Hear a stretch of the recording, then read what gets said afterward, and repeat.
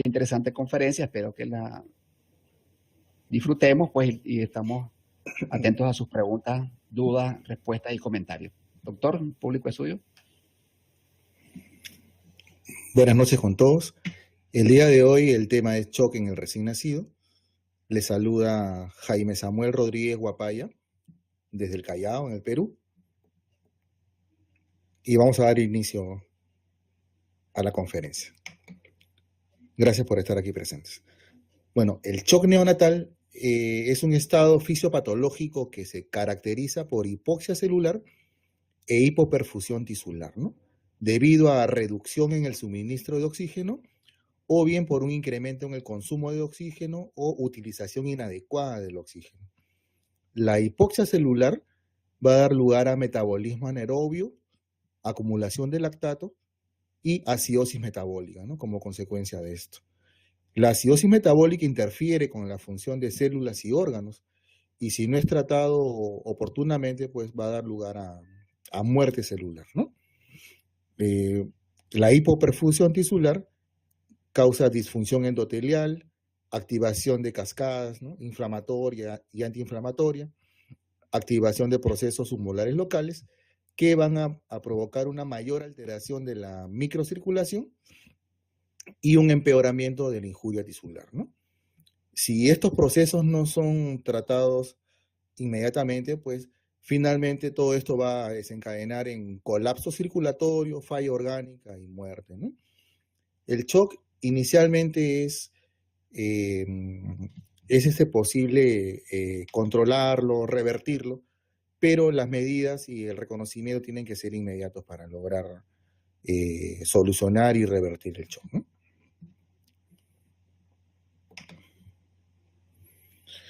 En recién nacidos hay factores que afectan la respuesta al shock, ¿no? Como la persistencia de chants fetales, por ejemplo, el ductus arterioso persistente, el foramen oval, ¿no? Asfixia perinatal, hipertensión pulmonar persistente neonatal, ¿no? Persistencia de la circulación fetal, ¿no? Otros factores que afectan la respuesta al shock son la inmadurez en la estructura y función de los cardiomiocitos, ¿no? Sobre todo en los prematuros. Esto determina que haya una poca capacidad de manejar cargas de fluido. Es decir, de que si a un prematuro que está chocado le indicamos administrar volumen, puede ser que el volumen sistólico y la contractibilidad no aumenten, sino que más bien empeore su estado hemodinámico. Hay que tener cuidado con esto. Otros factores, insuficiencia adrenal transitoria de la prematuridad. Hay pobre correlación entre la presión arterial y el flujo sanguíneo sistémico en los prematuros, ¿no? Y otros factores que también afectan la respuesta al shock son sepsis, la ventilación a presión positiva y algunas drogas, ¿no? Por ejemplo, la morfina y el sildenafil. El shock neonatal es multifactorial, ¿no? En anteriores revisiones hemos mencionado de que hay varios tipos de shock, ¿verdad? Hipovolémico, cardiogénico, obstructivo, distributivo, ¿no? En el caso del shock, por lo general, es una mezcla, ¿no? Pueden coexistir varios tipos de shock en una presentación clínica, ¿no? Como ejemplo podemos mencionar a la sepsis, ¿no? Que es un shock típicamente distributivo, ¿no? Por vasodilatación. Pero el recién nacido puede exhibir además otras características de otros tipos de shock, como el cardiogénico, ¿no? Donde hay depresión miocárdica, manifestaciones de shock hipovolémico por fuga capilar, formación de tercer espacio, y en la sepsis también es frecuente la presencia de hipertensión pulmonar o la presencia de ductus también, ¿no? Otro ejemplo de shock multifactorial en el recién nacido es la injuria intestinal severa, ¿no? Por ejemplo, una enterocolitis necrotizante en estadio 3, ¿no? Donde vamos a tener manifestaciones clínicas de shock hipovolémico por formación de tercer espacio y también manifestaciones clínicas de shock distributivo, ¿no? Por la sepsis. Hipertensión pulmonar es otro ejemplo, ¿no? Es un shock típicamente obstructivo, pero al haber disfunción biventricular va a resultar además en shock cardiogénico, ¿no? Y un dato importante es que en recién nacidos el shock hipovolémico con frecuencia no es la causa primaria de shock, ¿no? A diferencia de lo que ocurre en pediatría, ¿no? Donde hemos mencionado de que la causa más frecuente de shock es el hipovolémico, ¿no? En recién nacidos es poco frecuente. Entonces, el shock neonatal de tipo cardiogénico puede deberse a varias causas, ¿no? Como la disfunción o isquemia miocárdica, que puede estar determinado, ¿no?, por la asfixia intraparto, por infección bacteriana sistémica o por hipoxemia fetal crónica, ¿no? Una causa importante son las cardiopatías congénitas críticas, ¿no? El shock cardiogénico se va a manifestar al cerrarse el ductus, ¿no? Esto puede ocurrir días o semanas después del nacimiento. Muchas veces hay recién nacidos aparentemente sanos que se van de alta y luego regresan por emergencia en shock, ¿no? En shock cardiogénico severo, y es que tenían lesiones obstructivas del lado izquierdo, ¿no? Que al cerrarse el ductus, pues hacen, ¿no?, shock cardiogénico, al disminuir la perfusión sistémica, ¿no? Ejemplos: el síndrome de corazón izquierdo hipoplásico, la estenosis aórtica crítica, la coartación aórtica crítica y el arco aórtico interrumpido, ¿no? En este tipo de cardiopatías es importante el inicio inmediato de una infusión de prostaglandina E1, como vamos a mencionar luego. Arritmias es una causa también de shock neonatal cardiogénico. Puede darse un bloqueo cardíaco completo congénito, sobre todo si hay antecedente de madre con lupus o con síndrome de Sjögren, ¿no? Y también taquicardia supraventricular, ¿no?, como causa de arritmia, ¿no? Las miocarditis pueden causar shock cardiogénico, usualmente de etiología viral, y más raramente, pues, las cardiomiopatías congénitas, ¿no?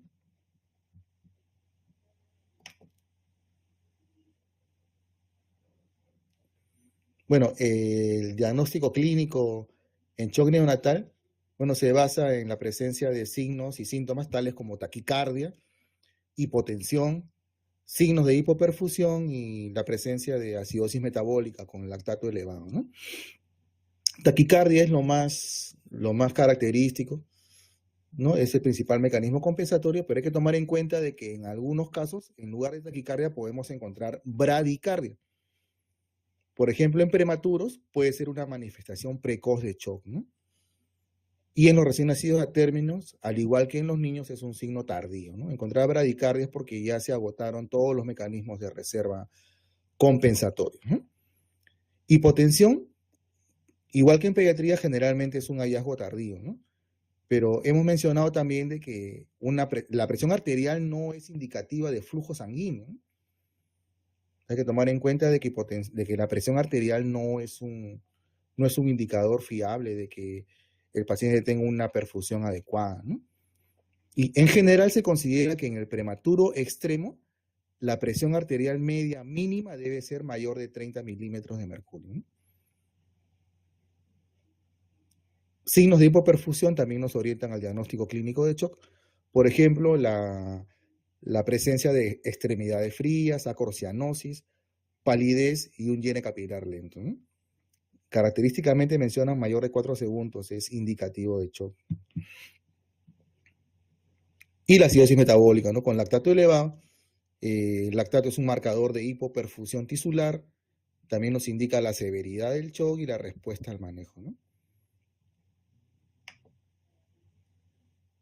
Entonces, vamos a sospechar de sepsis neonatal si encontramos datos en la historia clínica materna tales como corioamionitis, ruptura prematura de membranas mayor o igual a 18 horas.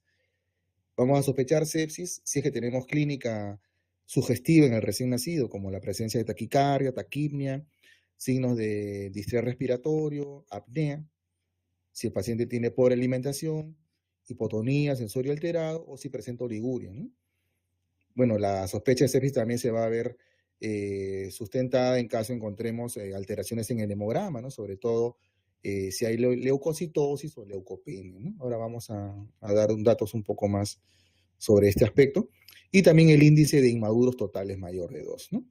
Y los reactantes de fase aguda, como la procalcitonina y la proteína C reactiva, ¿no? Y la sepsis, bueno, se confirma con la positividad de cultivos, ¿no? ¿Y cuando sospechamos de shock séptico? En presencia de sepsis, con todos estos factores que hemos mencionado, sí hay presencia, ¿no?, de signos clínicos de shock, como hemos mencionado, taquicardia, signos de hipoperfusión o hipotensión, ¿no? en caso que tengamos acidosis metabólica con lactato elevado, y la presencia de complicaciones tardías de la sepsis, ¿no? Esto orienta a shock séptico, ¿no? Si encontramos falla respiratoria, disfunción hepática, edema cerebral, insuficiencia adrenal, pancitopenia y coagulación intravascular diseminada, ¿no? Además, hemos mencionado de que la hipertensión pulmonar es una causa frecuente, ¿no?, que acompaña al recién nacido en shock, ¿no?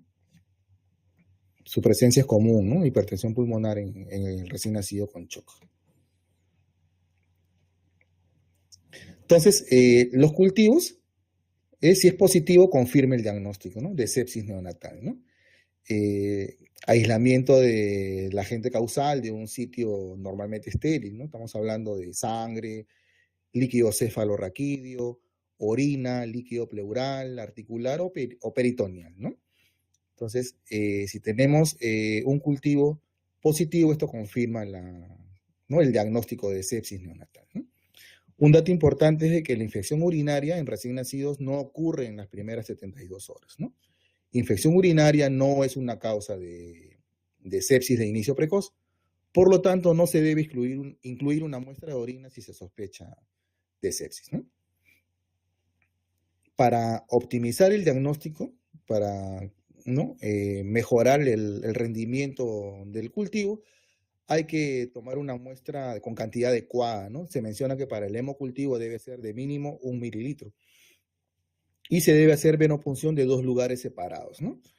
Si estamos hablando de patógenos verdaderos, el cultivo debería ser positivo en ambas muestras, ¿no?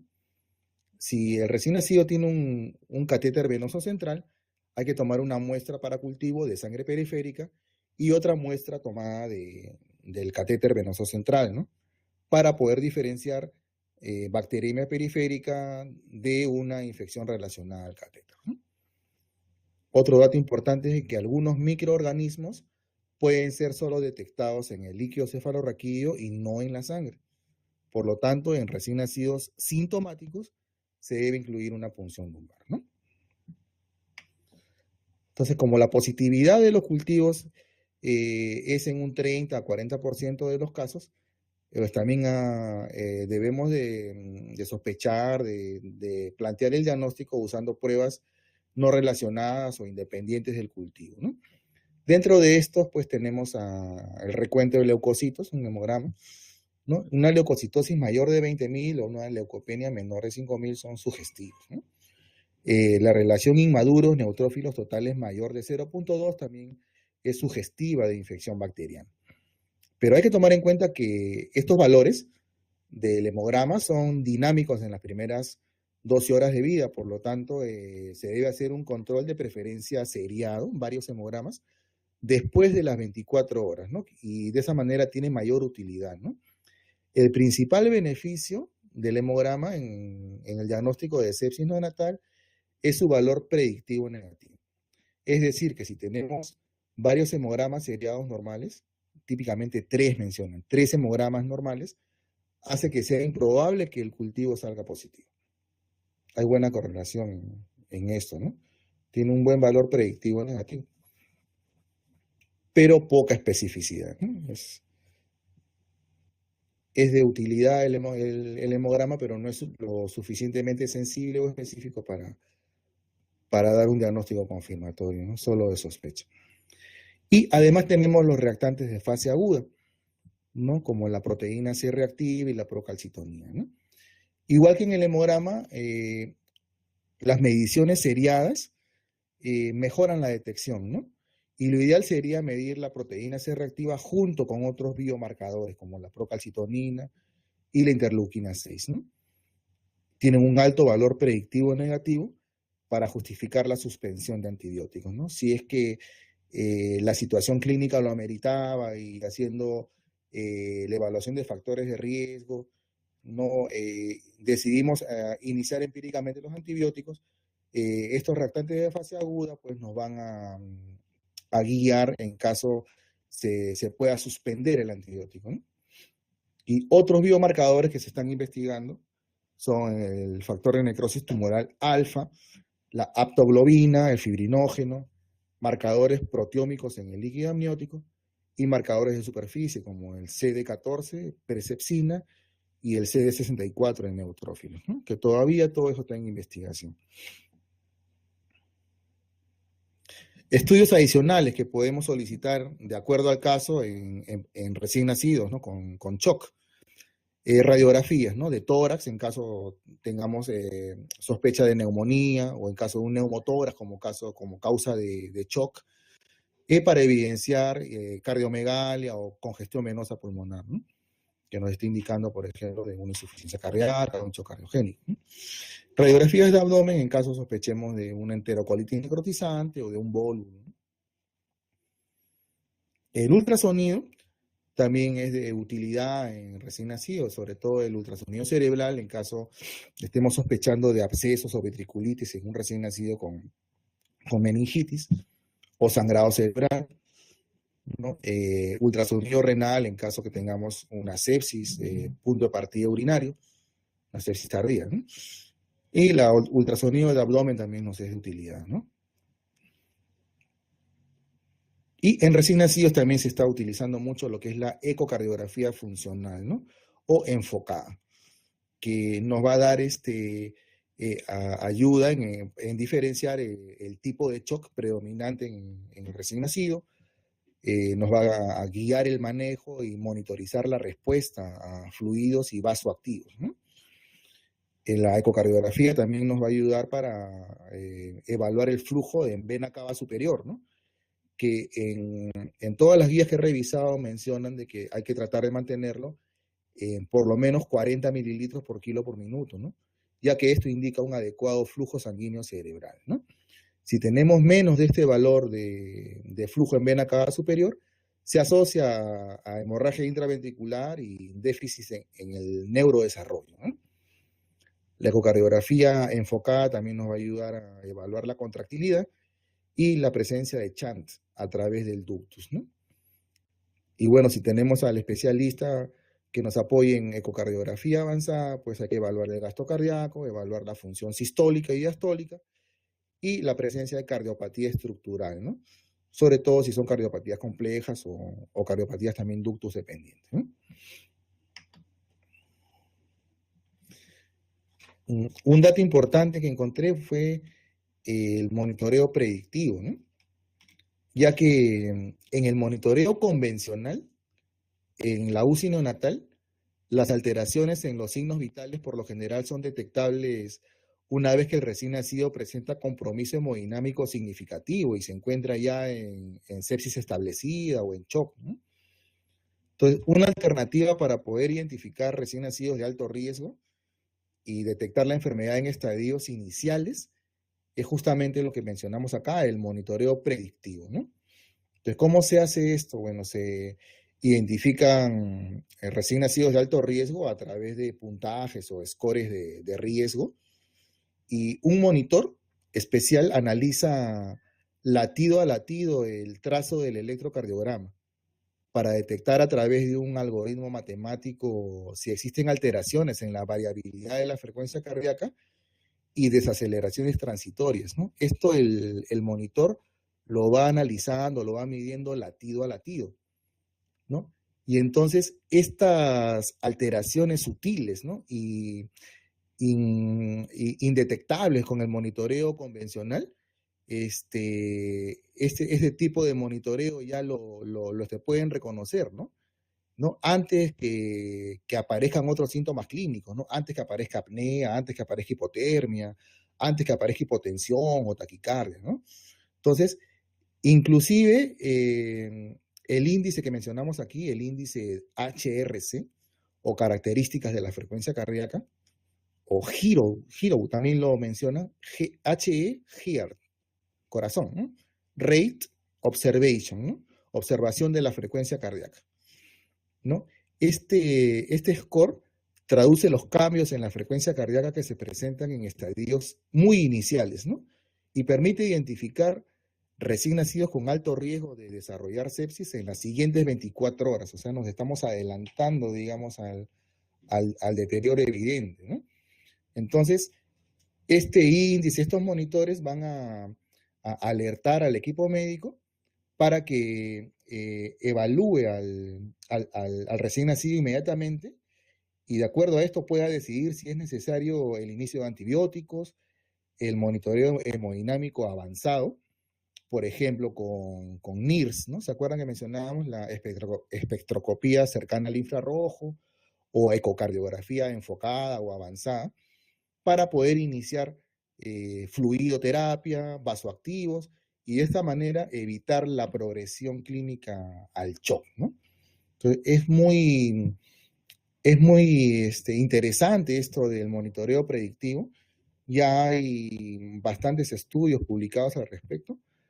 Y me ha interesado tanto que junto con otro compañero, con el doctor Willer Vargas, justamente nuestro tema de monografía para el diplomado justamente va a ser ¿no? El monitoreo predictivo, ¿no? En recién nacidos para prevenir el shock, ¿no? Ahí también tienen la referencia para si en caso desean ampliar un poco más sobre este tema, ¿no? Sumamente interesante realmente.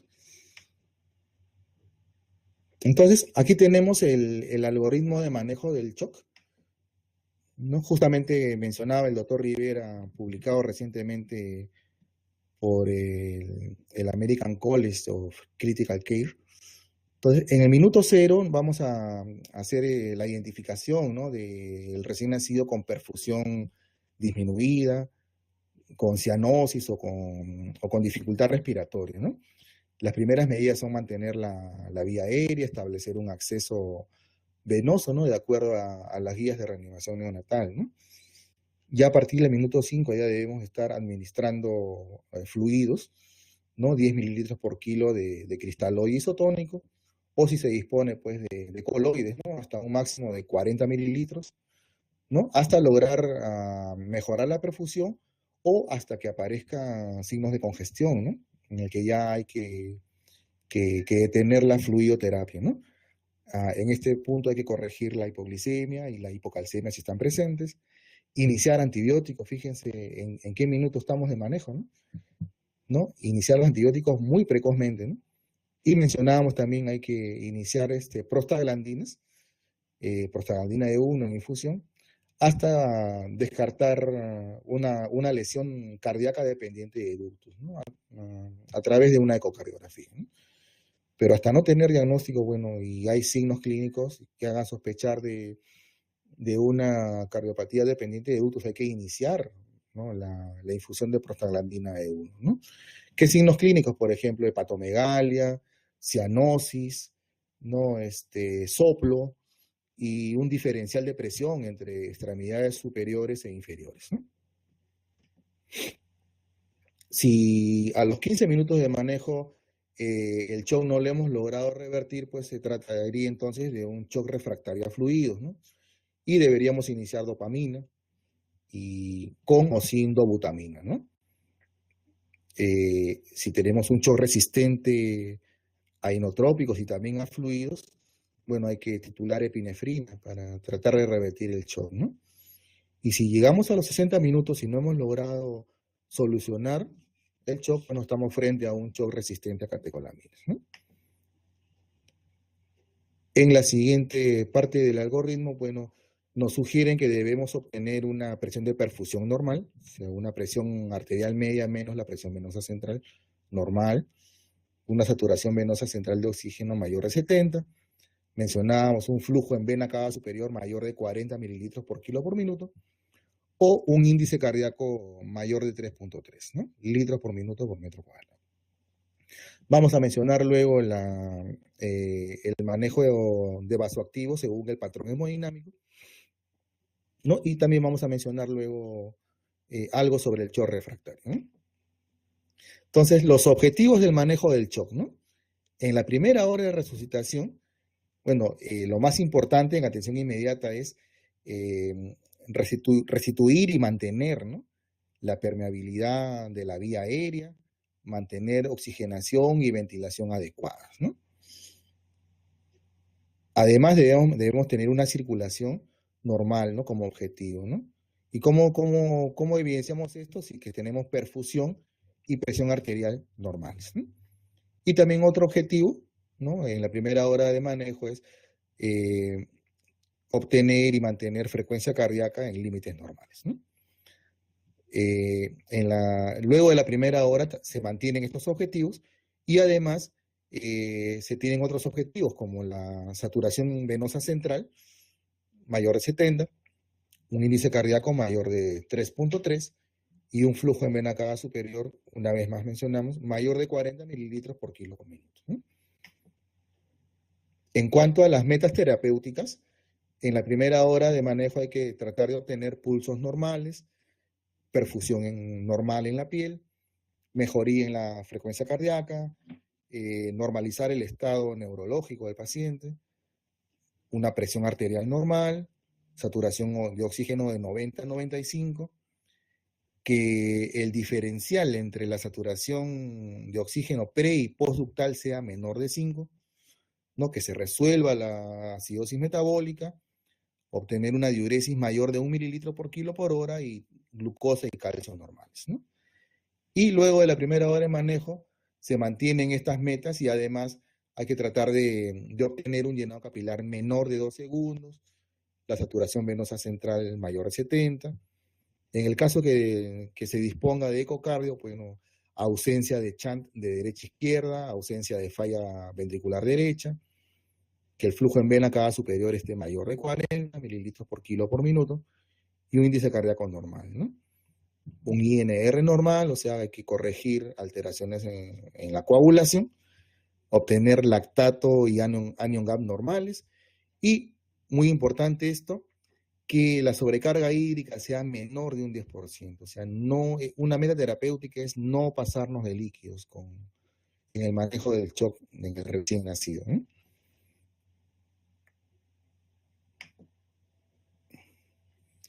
Bueno, en cuanto a lo que es vía aérea y respiración, hay que mantener y monitorizar rigurosamente la permeabilidad de la vía aérea y una adecuada oxigenación. El soporte respiratorio inicial se puede dar con oxígeno suplementario o si se dispone podemos dar una cánula nasal de alto flujo, ¿no? La decisión de intubar es clínica, ¿no? Se da si es que tenemos un recién nacido con incremento en el trabajo respiratorio, esfuerzo respiratorio inadecuado o una hipoxemia marcada, ¿no? Si este recién nacido tiene shock, es una indicación absoluta, bueno, de intubarlo, ¿no?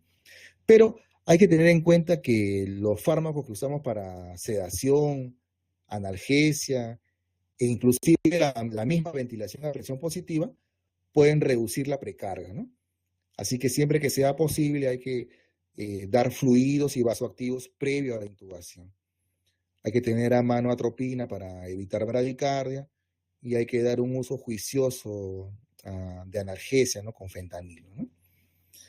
Para el objetivo de circulación hay que obtener un acceso vascular rápido, ¿no? Según las guías de reanimación neonatal y PALS, pero también se puede preferir el cateterismo umbilical, ¿no? Arterial y venoso, ¿no? Fácilmente accesible durante la atención inmediata, ¿no? En cuanto a lo que es fluidoterapia, en la primera hora de reanimación, el objetivo de la fluidoterapia es mejorar la precarga, ¿no? ¿Para qué? Para aumentar el volumen sistólico y de esta manera aumentar el gasto cardíaco. Mencionábamos de que se recomiendan bolos de 10 mililitros por kilo, hasta un máximo de 40 a 60 mililitros por kilo, vigilando la presencia, la aparición de signos de congestión antes y después de cada bolo, ¿no? Mencionábamos también hay que tomar en cuenta que la disfunción miocárdica es común en el recién nacido y se puede observar que aumentar la precarga puede empeorar la función cardíaca, ¿no? Sobre todo en los recién nacidos prematuros, en los asfixiados y en aquellos con falla renal, ¿no? El salino isotónico es el fluido inicial recomendado y además se debe dar una solución de mantenimiento con dextrosa al 10% más electrolitos para brindar una velocidad de infusión de glucosa adecuado y evitar de esta manera que el recién nacido desarrolle hipoglicemia, ¿no? La fluidoterapia luego de la primera hora, ¿no? Mantiene los mismos principios que hemos mencionado en la primera hora de atención, pero además hay que tomar en cuenta de que la pérdida de fluidos y la fuga capilar pueden continuar por varios días. y hay que continuar nosotros con la reposición de fluidos hasta alcanzar las metas clínicas, ¿no? Los cristaloides siguen siendo el fluido de elección, pero si el recién nacido tiene una hemoglobina menor de 12, hay que transfundir glóbulos rojos. Y también se pueden indicar diuréticos para evitar o tratar, si ya está presente, una sobrecarga hídrica, ¿no? Mayor del 10%. Si es que no se consigue un balance hídrico neutro, ¿no? Se pueden indicar diuréticos en estos casos, ¿no?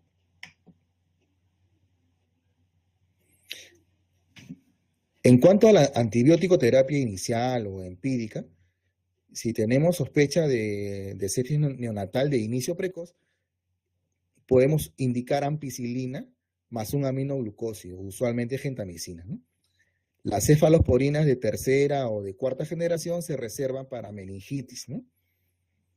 Para bacterias gram negativas, beta-lactamasa de espectro extendido, se debe indicar el meropenem, ¿no? Un dato interesante también es de que hay un uso en aumento en los recién nacidos ingresados a UCI neonatal, ¿no? Un uso en aumento de antibióticos como la piperacilina tazobactam y la ampicilina sulbactam. Tomar en cuenta de que el tazobactam tiene poca penetración al sistema nervioso central y no se debe indicar en sospecha de meningitis. Y más bien en el caso de sulbactam, este sí alcanza altas concentraciones en el líquido cefalorraquídeo. En el caso de sospecha de infección intrahospitalaria, el germen más frecuentemente identificado es el estafilococo coagulasa negativo, y en este caso hay que indicar vancomicina, ¿no?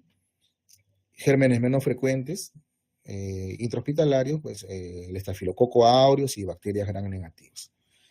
En el caso de infecciones fúngicas, si sospechamos, ¿no? En un recién nacido con factores de riesgo, por ejemplo, uso de lípidos, ¿no? Catéteres venosos centrales de uso prolongado, ¿no? Antibióticos de amplio espectro, sobre todo cefalosporinas de tercera generación, prematuridad, ¿no? Hay que considerar el uso de anfotericin, ¿no? En recién nacidos de alto riesgo. Y bueno, ya vamos a redireccionar nuestra antibiótico terapia específica de acuerdo a los resultados del cultivo, ¿no? Y del antibiograma, la sensibilidad al antibiótico. Entonces, en caso que se trate de un estreptococo de grupo B, se va a indicar penicilina o ampicilina, ¿no? Y también se puede dar gentamicina hasta que se negativicen los cultivos, ¿no? En sangre o en LCR. Si nuestro cultivo sale positivo a Listeria monocitogenes, el tratamiento indicado es la ampicilina, ¿no? Sola o asociado con un aminoglucósido para sinergismo. En enterococo, bueno, por lo general se indica penicilina y se puede asociar un aminoglucósido si se documenta sinergia. Y se debe descontinuar el aminoglucósido si hay mejoría clínica o se negativizan los cultivos. Y en enterococo resistente a ampicilina hay que indicar vancomicina, ¿no? Mencionábamos de que en caso de que se trate de un estafilococo coagulasa negativo, el tratamiento, bueno, es la vancomicina. Si tenemos bacteriemia persistente por un estafilococo coagulasa negativo sin foco, hay que adicionar rifampicina. Y hay que reservar el linezolid y la daptomicina en caso de resistencia o en caso de falla con drogas de primera línea.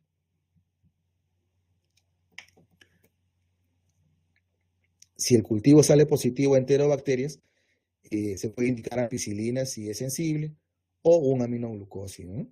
En caso de meningitis mencionábamos que se van a dar cefalosporinas de tercera o cuarta generación o alternativamente meropenem, ¿no?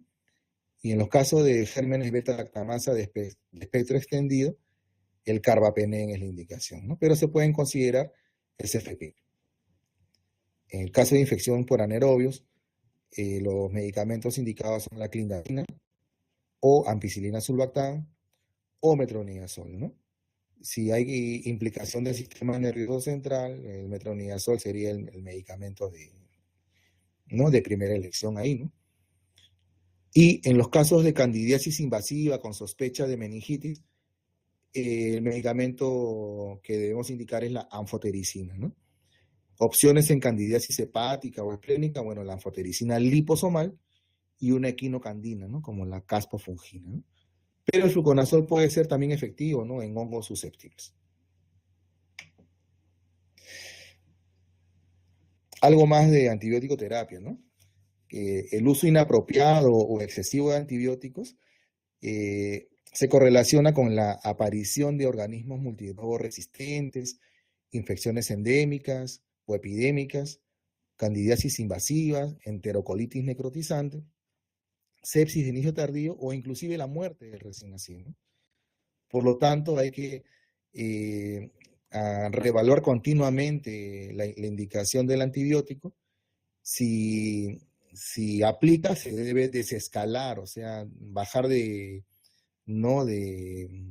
antibiótico, no al antibiótico más simple que pueda controlar al ese patógeno identificado, o inclusive descontinuar el uso de antibióticos si es que los cultivos son negativos, ¿no? Acá, por ejemplo, estamos mencionando que si el cultivo es negativo a los 2 o 3 días y el recién nacido luce estable, bueno, se debería suspender el antibiótico, ¿no?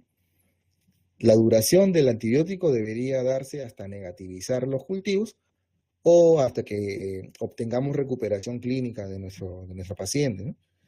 En infecciones hematógenas, por lo general, 7 días son suficientes. En las meningitis por gram positivos, 14 días. Y en las meningitis por gram negativos, hasta 21 días pueden ser necesarios, ¿no?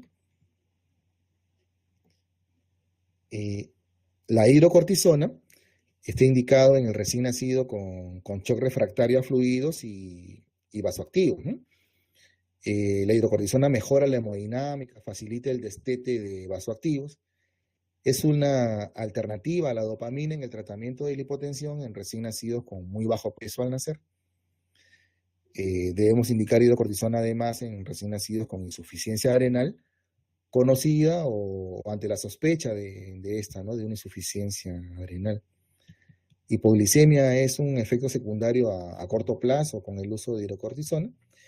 Y debemos evitar además el uso conjunto con indometacina por el riesgo de perforación intestinal espontánea. La dosis inicial de hidrocortisona es de 1 miligramo por kilo. Y si la presión arterial mejora en 6 a 8 horas, debemos continuar, ¿no? A dosis de 0.5 a 1 miligramos por kilo cada 8 horas, ¿no? Y al mejorar el recién nacido, la dosis se debe ir disminuyendo gradualmente hasta suspenderlo en 7 a 10 días, ¿no? Otras medidas inmediatas que debemos tomar en cuenta en la primera hora de resucitación es corregir hiperglicemia, corregir alteraciones hidroelectrolíticas, hipoxia, hipotermia, coagulopatía y plaquetopenia, ¿no? En caso de cardiopatía congénita, como hemos mencionado, si sospechamos que es ductus dependiente, hay que iniciar prostaglandina E1 a dosis de 0.01 microgramos kilo minuto en infusión continua, ¿no? Y el manejo de las arritmias, ¿no? Taquicardia supraventricular, bradicardia, taquicardia ventricular, ¿no?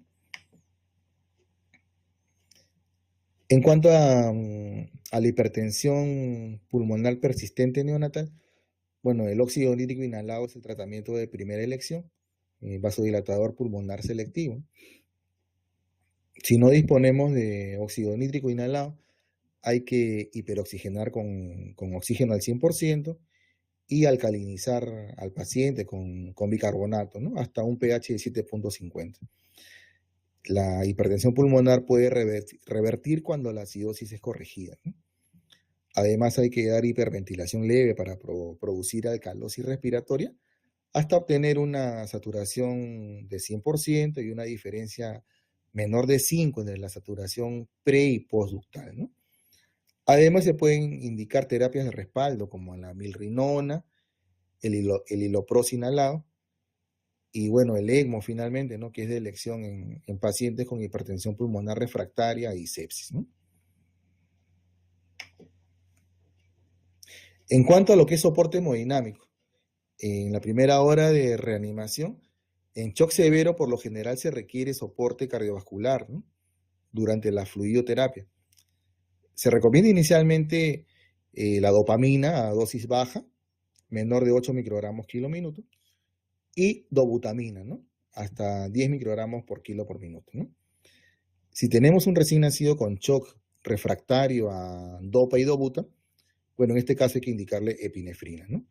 Y hay que titular la dosis, ¿no? Que puede ir desde 0.05 hasta 0.3 microgramos kilo minuto, ¿no? La epinefrina puede ser primera línea si se sospecha shock séptico, ¿no? Esto se mantiene luego de la primera hora de manejo. Además, podemos agregar pentoxifilina endovenosa, que es un vasodilatador y antiinflamatorio. Mejora la microcirculación. Y hay estudios en los que se concluye de que puede revertir el shock séptico en recién nacidos de muy bajo peso al nacer, ¿no? La milrinona también mencionábamos, es un inotrópico y vasodilatador, reduce la poscarga y está indicado en disfunción miocárdica, ¿no? En especial en bajo gasto cardíaco luego de cirugía cardíaca, ¿no? La triotironina o T3 es un inotropo efectivo en recién nacidos con insuficiencia tiroidea, ¿no? Y la norepinefrina es poco usado en el recién nacido, ¿no? Solo cuando la hipotensión es refractaria, ¿no? Entonces, mencionábamos de que se deben titular los vasoactivos de acuerdo al patrón hemodinámico. Si tenemos un shock frío, ¿no? Con presión arterial normal y pobre función del ventrículo izquierdo, por lo general se puede añadir acá un vasodilatador tipo nitroglicerina o nitroprusiato, la milrinona, y hay que dar cargas de volumen para evitar justamente que este paciente, al usar un vasodilatador, pues presente hipotensión, ¿no? Si estamos frente a un recién nacido con shock frío, con pobre función del ventrículo derecho, presencia de hipertensión pulmonar, bueno, en este caso la indicación sería el óxido nítrico si es que lo tenemos disponible, iloprost inhalado, o en todo caso adenosina endovenosa o milrinona endovenosa, ¿no? Y si tenemos a un recién nacido con presión arterial baja y en shock caliente, bueno, aquí tendríamos que titular norepinefrina, ¿no? Para tratar de mantener una saturación venosa central mayor de 70, un flujo en vena cava superior mayor de 40 mililitros por kilo por minuto, y un índice cardíaco normal, ¿no? Mayor de 3.3 litros por minuto por metro cuadrado.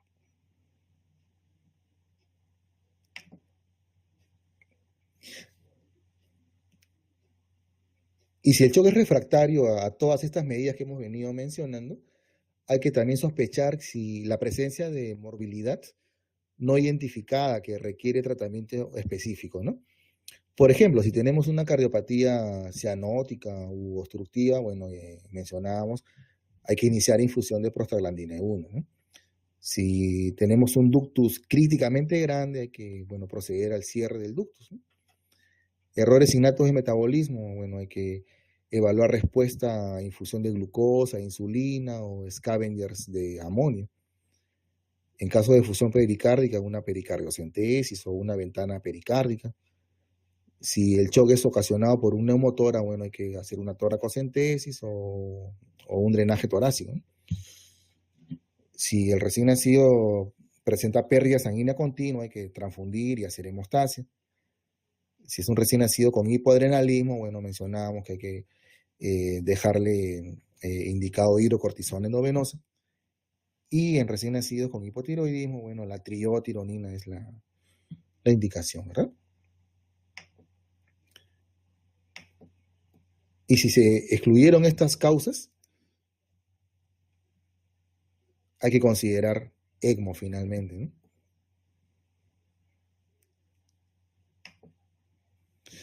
Bueno, aquí hay un cuadro resumen de lo que hemos estado mencionando.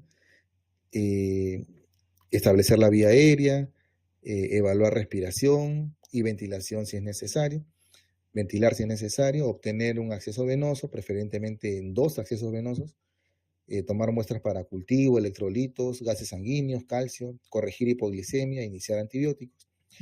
Si hay clínica sugestiva de hipovolemia, hay que dar salino normal, bolos de 10 mililitros por kilo, hasta 30 a 60 mililitros por kilo, o también se pueden dar paquete de glóbulos rojos o sangre total si hay historia sugestiva de hemorragia, ¿no? Si no hay un cuadro sugestivo de hipovolemia, hay que dar un bolo de salino normal, 10 mililitros por kilo, pero solo una vez, ¿no? Y se debe repetir solo si se puede medir la presión venosa central y la presión venosa central está baja, ¿no?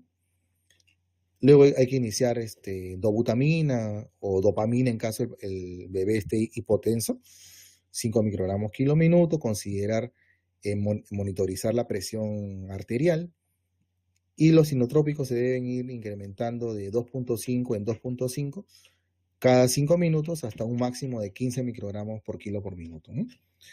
Si hasta entonces no se logró revertir el shock, hay que tomar una muestra para cortisol sérico y considerar el uso de hidrocortisona, en especial en los recién nacidos con muy bajo peso al nacer. Un segundo inotrópico como la dopamina o la dobutamina, ¿no? Si en caso se usaba solamente un inotrópico, hay que agregar un segundo, ¿no? Y dejar la combinación dopa-dobut. Indicar milrinona si el paciente está en el postoperatorio de una ligadura de ductus, o si hay una disfunción miocárdica evidenciada por ecocardio, especialmente si hay hipertensión pulmonar y presión arterial normal, ¿no? Entonces, dejamos hidrocortisona 1 miligramo kilo cada 8 horas por 3 días. Y podemos iniciar epinefrina, ¿no? Si la combinación previa de vasoactivos no logró revertir el shock, se inicia a dosis de 0.1 microgramos kilo minuto de epinefrina y se debe incrementar hasta un máximo de 1, ¿no? 1 microgramo kilo minuto. Se puede considerar vasopresina en caso de shock refractario, ¿no? Entonces llegamos a la última diapositiva, las conclusiones en cuanto a lo que hemos mencionado de shock neonatal, ¿no? La detección precoz y el inicio inmediato del manejo son importantísimos, ¿no? Para mejorar el desenlace, para evitar la muerte y para evitar también que el paciente quede con secuelas, ¿no? Sobre todo de tipo neurológico. La meta de la estabilización inicial es mantener el suministro de oxígeno a los tejidos y la perfusión en los órganos, ¿no?